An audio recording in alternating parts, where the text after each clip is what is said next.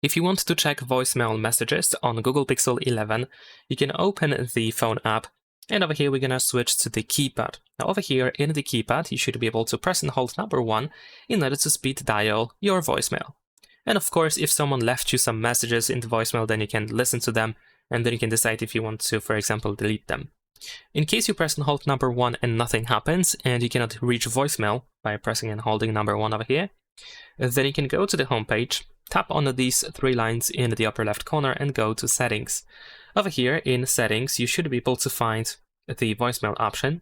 Select your SIM for which you want to fix the voicemail number, because this is something that you need to do. Go to Advanced Settings, here choose the Setup option, and here we have the voicemail number. So you want to fix this in case it is incorrect, and you can, for example, Google the voicemail number of your operator to see what number you need to enter over here, or you can try to contact your operator. Leave a like and subscribe.